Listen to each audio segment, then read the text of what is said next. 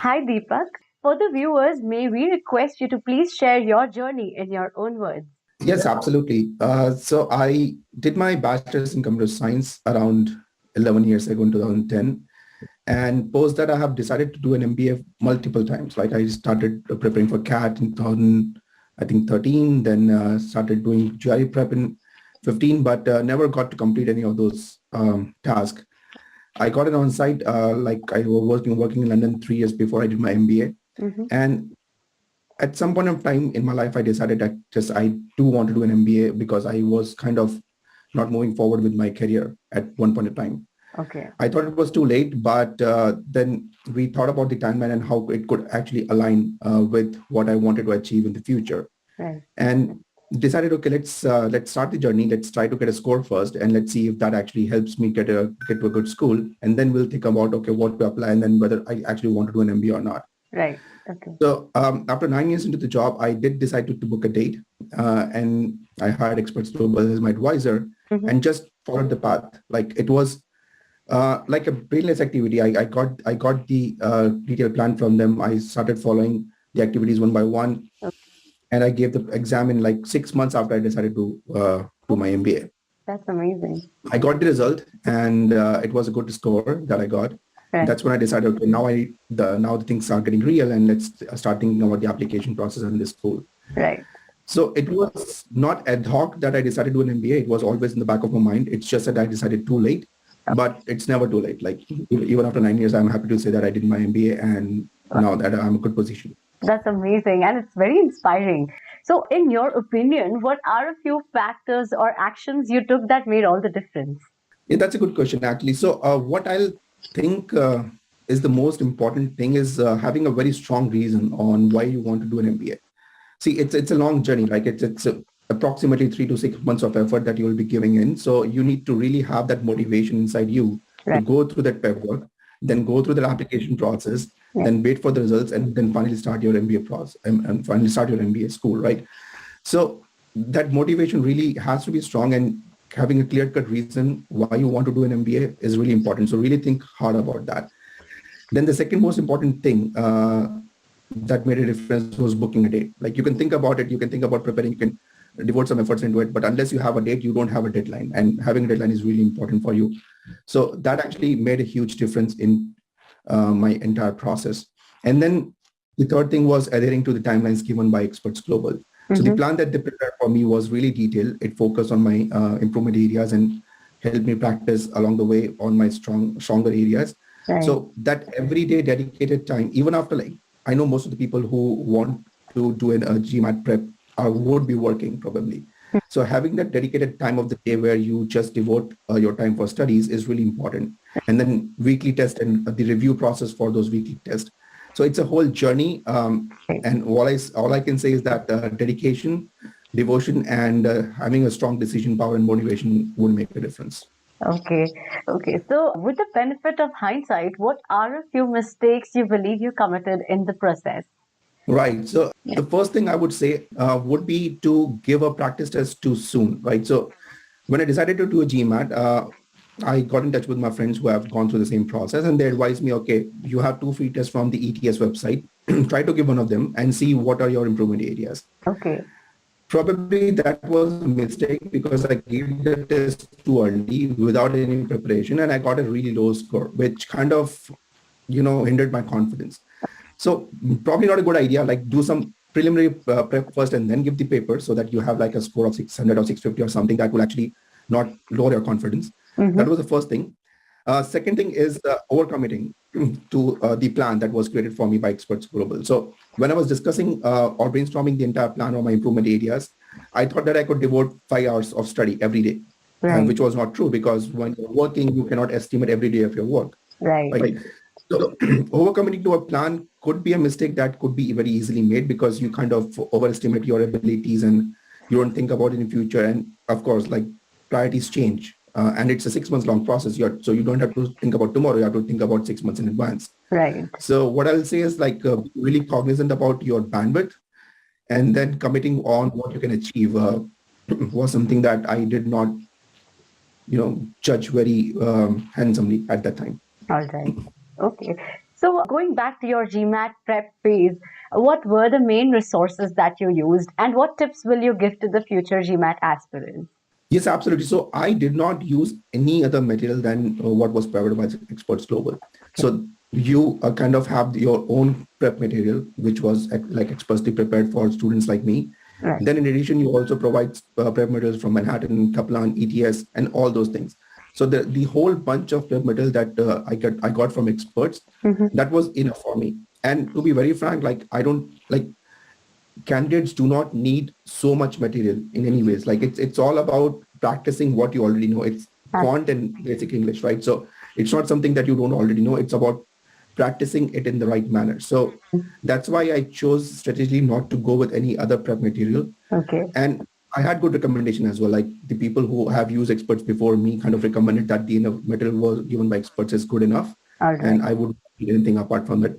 And to think about that, right, I only had 4 hours after my work to prepare for GMAT. Mm-hmm. So anyways, I could not cover any more material than what was already provided. So All right. that's why I did not go for any external material, Mm-hmm. and I used whatever was provided by Experts Global. Okay.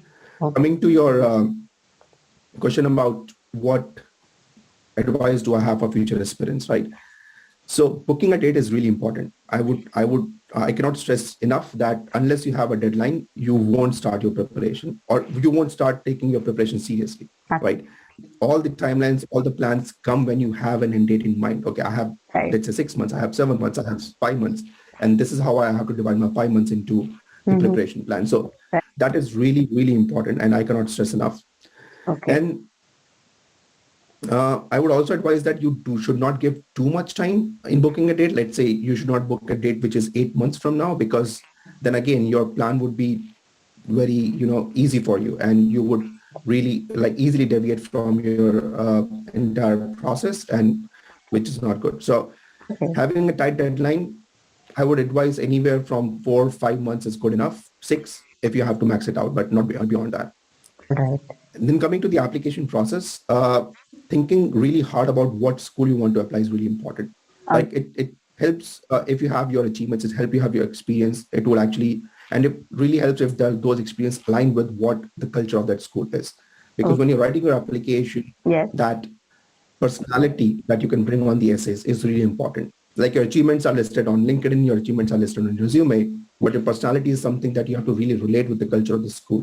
Mm-hmm. And I think that's what every school looks into you, like Right. how that school can contribute to your progress in your career, and how you can contribute to the culture of the school. So that match is really important. So thinking really hard about why you want to apply to a school is again important. Yeah, absolutely. That is true. So, what would you like to say about managing your application timelines? Like, what are your learnings from that? That's actually a great question. So one key learning from my application process and how did I manage the timelines is that never rush for round one applications. Like I know many of the people say that it is really important for you to apply in the round one. Mm-hmm. My experience was not exactly opposite, but yeah, not really aligned with what people say about round one applications. Yes, you do need to target that, of course. Like your exam date should kind of align with that. Like if you give a paper in July, let's say you have your TOEFL by June, you can really go for that August to September round one timelines. But it's not a hard deadline. Like if you don't get into round one application, it's not the end of the world, right?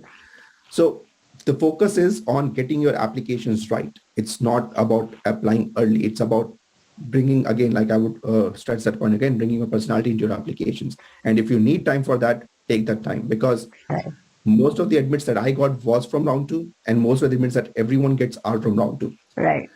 So the timelines for the rounds for MBA applications, which I would advise is go for round one. Of course, you should aim for that. Yeah. Try to bring as much personality in your application as possible. Make it personal, make it about yourself and not about the school. Yes, Okay. of course, you have to match your alignment, but it's more about you. Like schools want to get to know you, which is not in LinkedIn and which is not on a resume. Mm-hmm. And try to aim for aspirational schools in round one.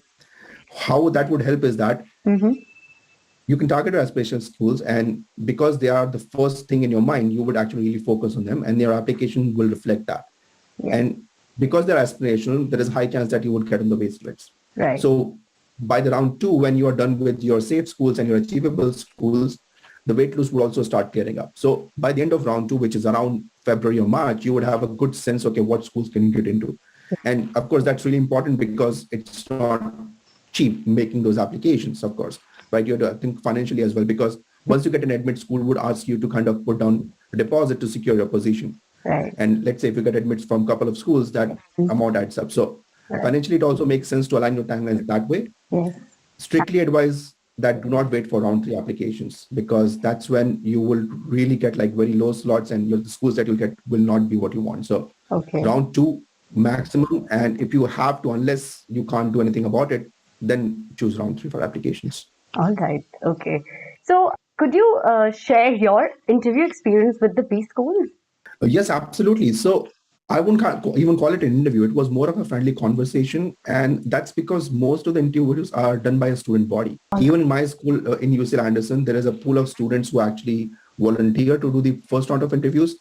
So the admin panel actually selects the application and then gives to second years Right. who have volunteered to take the interviews. And they actually decide, okay, whether the candidate should proceed to the next stage. And the thing how it works basically is that they have a set of questions or set of traits that they want to evaluate a candidate on. Right. So that's why it's more of a conversation, because what they're trying to judge is basically you. It's not your achievements, it's not your experiences. Yes, they want to evaluate on that, and they would ask some preliminary questions about that, like just introducing yourself in 2 minutes would actually give them enough context. But the entire conversation is about how can this school contribute to your growth, and then second, how can you contribute to the culture of that school. Okay, interesting. So when someone is trying to judge you on these 2 parameters, it's not even an interview. It's more about like getting to know that person more deeply. Okay. So the questions that are framed around these 2 interview or question streams is basically all around like they will give you situational questions, and then they'll try to assess your judgment based on that. And that basically helps you them identify your personality, right? So the interview experience is not how would you kind of go and give your job interview, because at the job interview, they're actually trying to test your skills, your knowledge. Whereas completely opposite in a B school interview, they are all trying to judge your personality. All right. And the very good thing about these interviews is that they'll try to make you super comfortable, like because they have done this 100 times already, right? Even if it's a student volunteer, they would have done like at least 15 to 20 interviews. So they would sense that you are uncomfortable, and because they have gone through the process themselves, it really helps them to kind of sense that you are not comfortable or you're feeling tense. So it's okay to take first couple of minutes trying to familiarize yourself with the situation, like realize where you are in a room with an interviewer, and it's not an interviewer, it's like a fellow student who has gone through the same process. So he or she feels what you are right now feeling, right? So that sense is really important to make that connect and be really comfortable in how you talk, because once you start getting nervous, you start like blabbering, and that's really not good for your interview. Right, absolutely. So would you like to share more details about your MBA experience? Yes. I would actually divide my that experience into quarters, I would say, because most of this went into COVID. So it wasn't that bad. It was still a good experience. It was a new experience, but I'll come to that later. So let's start with that, right? So for UCL Anderson, it's unique to this particular school that the session actually starts in summer rather than in fall. And the summer session is 6 weeks long. This is basically for international students to kind of reach there early and then have a couple of weeks in orientation so that they accustom themselves with the culture of a new country, a new school altogether, and start meeting new people as soon as possible. And those summer session for the first 6 weeks is actually for your preliminary classes like accounting and everything else. So that actually kind of puts you into the actual school mode or actual roller coaster that's going to come in fall. That's what I would say. Okay, so come fall, you are juggling too many things altogether, right? So you are meeting new people. Of course, you have been doing that since the entire summer, but that's when the classes start at full swing. The second year actually come back in fall from their all internships, which were not there in the summer. So you are meeting more people every day. You are trying to adjust to a new culture. For 6 weeks is not enough for you to be in a new country with new people and then start adjusting to their own culture. You are juggling that. Then you are going to all these mixers and events because that's really important for you to socialize. You need to know as many people as possible. Right. You not know everyone possibly, but at least like putting yourself out there, having a face to your name is really important, and that comes really handy when you're looking for a job. So which we can visit later. Then you're also attending company events, Mm-hmm. because fall is when most of the recruiting activity happens. You get into your prep sessions with your own peers. You can do prep sessions with your advisors, Oh. and all the companies actually do come in the fall so that they can Mm-hmm. let people know that we are hiring. And of course, not to forget, you are also going classes, right? Right. So fall is a roller coaster where you are in college from 8 till 11 in the night. Oh, okay. But the thing is, you don't feel it because the environment is so energetic. Your peers are there to support you, and it's fun. Like it's not something that you have to do at a bullet point of a gun, right? It's something that you're doing willingly. It's something that you always wanted to do. So it feels like the entire process is so fun, and the time quickly flies by. Right. Then the next quarter is, of course, your winter quarter, where the actual recruiting starts. All right. So that's where you need to have a little bit patience. But like if you have a internship in your hand pretty early in the winter quarter, the rest of the entire 2 years is just how you want to improve yourself. So I got my internship in, let's say, what, March. It was pretty late, Mm-hmm. and I think I'm visiting that section later. So Okay. I got my internship pretty late. So my first couple of months for winter was a little bit in nervousness, but Okay. the process was worth it. But then once I got my internship, Yeah. I took, let's say, 5 to 6 classes in spring. Okay. So I finished, let's say, 60% of my MBA in the first year itself. All right. And why I did that? Because so that I could get more extra time in the later quarters in the second year, where I put in some extra classes, which could actually help me get into a role of product manager, which I aspired when I joined MBA. So the entire MBA experience is really quick, I would say. Like it's 2 years to say, but you wouldn't even know, like 2 years would go in a blink of an eye. Okay. And as soon as you're out of school, you would want to go back. So Right. the people that you meet in the MBA experience is totally different, because the graduate college is when you are really young. Like you go to graduate college when you're 17 and you're out by 21. So in Yeah. your formative years, you make your friends. But when you meet people in the MBA, they're so experienced. They have so much knowledge with themselves. And the learnings that you have from your peers is actually tremendous. So Yeah. it's not just about the learnings that you have in class, but also from the experience of different people, because everyone is coming from a different background, different culture, different country. And it's just like it's a very comfortable way of learning so many things in a so friendly manner Right. that nothing can beat that experience. Yeah. It's quite interesting, actually. So, would you like to share more details about your job search experience during the MBA? What tips will you give to the future candidates regarding that? Yes, of course. Let's come to that, right? So as I told that I got my internship in early first week of March, which was pretty late for tech recruiting, Mm-hmm. because usually tech recruiting happens in early January and usually end by February. But okay, let's start with the journey itself, right? So there are three key aspects to finding job. And when I say job, it's more about internship, because once you land an internship, it's highly probable that you will convert that into a full-time role, because that's how MBA experience kind of works. Mm-hmm. So the three aspects of a preparation is individual, group, and then your advisors. So the individual preparation is all about networking. Mm-hmm. So you have to start building your LinkedIn profile very early. Like when you decide that you have to do a GMAT, at that point of time, start reaching out to your past managers or past colleagues, peers, Mm-hmm. and asking them to kind of contribute to your page, like accolades or recommendations, whatever you can get possibly, because it takes time. It takes like a couple of years to kind of build that profile if you haven't done that already. Try to put in as much details as possible to your past experiences, your past roles, Okay. and then follow channels which can show other people that these are the things that you're interested in, because those could be great conversation starters, right? So having a strong LinkedIn profile is key right now in landing a good role. Then of course, resume is something that is reflection of your entire past experience. Mm-hmm. Now, a good thing about resume building exercise is that the advisors at your school will actually help you build that out. Okay. So you don't have to think about that beforehand. Go through the process that the advisors have kind of assigned for you, Mm-hmm. and you will have your resume in a very good shape once you start sending those out. But creating that network is really important. So what I'll suggest is reach out to as many people as possible. Okay. Dig out any connection that you can find out from your entire past experience. Right. Doesn't matter. It has to be like family, friends, acquaintances, Mm-hmm. people you're talking just once your entire lifetime. Doesn't even matter. That network building is really important, and you never know who could really help you. Means I have had people that have not spoken. Like I just spoke to one lady for the first time in my life. She was an Anderson alum, and she helped me up to a stage whether she pushed my resume in HR. All right. So that's why you never know who can help you.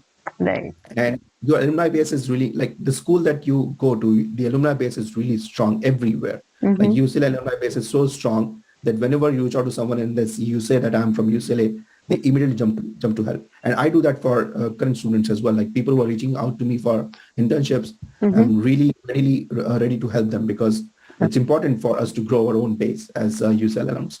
Yeah. So that's on the individual thing. Mm-hmm. For the group effort, what I'll advise is like create a group of trusted people all together because you cannot individually possibly research everything. And research is really important when you are trying to recruit for a company. Yes. So if you have a group of 6 to 7 people, what you can do is you can do collective research. You Okay. can divide your companies and then share that research with you. And you can also share the questions that you have faced in multiple interviews. Right. Also, what it will help is it will help you do those prep interviews, like mock interviews with everyone. Because once you go through that process, okay, the questions are kind of they follow a pattern. So Right. you can try to grill yourself with your peers and then see how prepared you are. And friends are the best way to communicate. Okay, these are improvement areas, and you should focus on that. So And having that strong group of people together is really important in the entire journey. And lastly, as I mentioned, advisors. Every school has their own set of advisors. For UCLA, it was Parker Career Management Services, and they're really great. Like they help you build your resume, they keep you motivated always. And if you have anything like any problem, you can always reach out to them. It can be a personal problem, it can be a professional problem, it that you are not able to focus on your work or doing anything, and they're ready to help. It's just that you have to set some regular cadence with them. Right? that's So these three things would help you in the entire journey. And last but not the least, patience is really the key over here. Don't lose your mind over not getting a job too early because that thing can happen. right. I got my internship in first week of March. It was already, let's say, 3 weeks late. Mm-hmm. And a couple of my friends actually got it in May or June. So Okay. having that patience is really important Right. because finding that connect with the company can happen anytime. It's not something that you will find in the first week of recruiting. Right. Absolutely. So, would you like to share more about your journey post MBA and tell us how the entire pre application experience as well as your MBA journey contributed to your growth? Yes, absolutely. So the post MBA journey, I interned with Walmart as product manager when I was doing my summer internship, and then I got a full-time role with the same company. So my internship experience was exactly what I prepared for my interview, Oh, right? So we call it like a product management circles method, which we use to do as part of our winter preparation. mm-hmm. So when you are doing entire preparation in your fall quarter, that's something combined with the learnings that you have in class will really help you succeed in your internship because that's actually a reflection of what you have so far Mm-hmm. while during your interview process and the classes that you're taking so far. Right. The remaining, like your summer internship gets started in your end of first year, and then you have second year before you join your full-time role. So the entire second year of your MBA is actually focused on how you can improve more on skills that you want to apply on a job. So some tip kind of gives you a clear picture. Okay, this is where you are good at, and this is what you can improve. So you Mm-hmm. can really focus on the electives and everything, which will help you grow in a full-time role. It may be a possibility that you could not land a full-time role during your internship. So the classes in the second year will actually help you kind of find a different path altogether if you're not happy with the experience in the internship. Right. So that's how the MBA experience kind of hones your post MBA because the work that you're going to do after a post MBA role is actually very synonymous to what you kind of learning. For me, it was supply chain, so I did some extra classes in supply chain, and I'm right now in the last mile division for Walmart. So that's how I kind of catered my own MBA experience Right. towards the role that I wanted to have. That's So nice. that's about the MBA. Mm-hmm. But talking about the application experience, right? So pre-application process kind of prepares you is a couple of, like, I think it's more about dedication, commitment, and patience. Right. The three things that I've learned through my pre-application process. Now that you think of it, my journey kind of started in December 2018. That's when I decided that I had to do an MBA. I Okay. chose my date for May 2019, which was 6 months apart.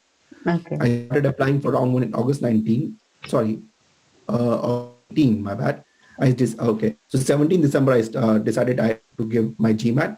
Right. May 18, I gave my paper. 19, I got the admission. So it was like 1.5 years of process before I even got to the MBA Right. school, right? So persistence is something that is taught to you when you're applying for an MBA process. It's not like you decide today and you go to an MBA school tomorrow. It's like that 1.5 year long process that you have to go through. So that really shapes up your kind of, entire psychology when you go to a post MBA role. Right. Okay. So, are there any common mistakes you would advise all the future GMAT aspirants and MBA applicants to avoid? Yeah, it's one thing is overthinking and over planning. Like, you create in your mind that I have to give GMAT, I have to get more than 70 of score, and it kind of really hampers your entire process. Like, you have created a giant for yourself and giant of a task for yourself, and at the very day one, you kind of think of it's like it's an impossible for me to achieve. So overthinking is really happens in the entire process. And then over planning, of course, I said that you have to create a plan, a zero timeline, but people spend months in planning, just planning. And the inherent reason for that is that they're not just ready to start preparing, and that's why they're probably stalling. So again, going back to my previous comment, book a date. Like, if you have that date as your deadline, everything will fall in place, right? So the only thing that the only common mistake is that people say, okay, let me start feeling the process. Let me start, like, even if I can give GMAT, even I'm ready for that. Like, once you have decided that you have to do GMAT, book it. Not costly enough, like you can easily do that. It financially not like a dent in your pocket itself, but if you don't book it, nothing is like fall in line. Right. Absolutely.